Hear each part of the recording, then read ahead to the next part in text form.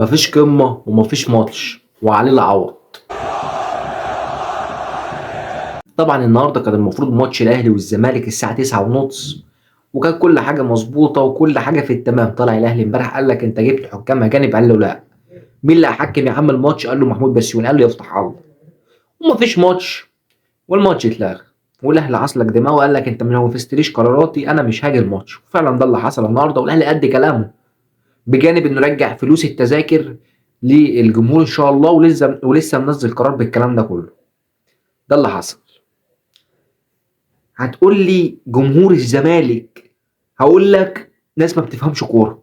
ناس ما عندهمش دماغ إلا من رحم ربي، في ناس بتفهم، بس أنا مش عايز واحد من جمهور الزمالك ولا واحد من إدارة الزمالك ولا حد من أي حد يخُص نادي الزمالك يقول لك إحنا بنتظلم، إحنا مضحوك علينا، إن إحنا الحكام ما بيحكموناش، إحنا الحكام ظالميننا، إحنا هتعيشوا في دور المظلومية تاني هتاخدوا على دماغكم، لإن أنتم لو كنتوا اعترضتوا زي الأهلي ما اعترض كان الماتش اتأجل وكانوا جابوا لكم حكام أجانب، بس لمّا لقوا في فريق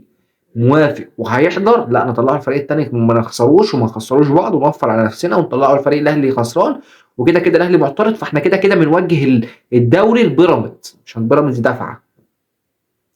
والله أعلم. فده اللي بيحصل وده اللي شايفينه. اللي حصل النهارده عك، والأهلي غلط في حاجة إن الموضوع يتأجل والموضوع اللي كان آخر لحظة أنت مش عارف الأهلي جه والّا لأ بسبب الجمهور، الجمهور اللي جه النهارده وتعب وجاي من مواصلات وسافر وصيام وفطر في الطريق ده كله غلط، الجمهور ده يا جماعة بني آدمين، ناس ما بتاخدش فلوس، ناس بتدفع بس مواصلات وكلّهم شباب، يعني كلّهم تعبانين، كلّهم سايبين اللي وراهم واللي قدّام رايحين بس عشان يتفرّجوا على الأهلي 90 دقيقة. كل اللي بيحصل ده يا جماعة عك، كل اللي حصل النهارده ده عك، ومفيش أي تنظيم ولا أي طب ما إيه يعني؟ تدفع يا عم الزمالك عمّال تدفع فلوس طوب الأرض، أنت مديون للدنيا كلها، ما تدفع يا عم حق الفلوس الأجانب والماتش أصلًا بيتحدد الفجر والجولة بتتحدد الفجر وجاي دلوقتي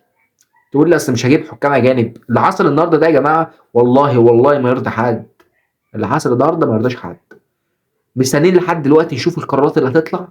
نشوف هو كده، كده الأهلي النهارده اتخصم منه 3 نقاط وخسر 3 نقاط يعني 6 نقاط، بقى في فرق بينه وبين الزمالك نقطة واحدة، يعني زيادة عن الزمالك نقطة واحدة، لسه الوضيع مركز تالت بعد ده كله، فمقدما كده مبروك مبروك الدوري لبيراميدز، والأهلي بقى نشوف هيعمل معانا إيه، إن شاء الله بعد القرارات وبعد كل حاجة هنطلع ونتكلم برضه.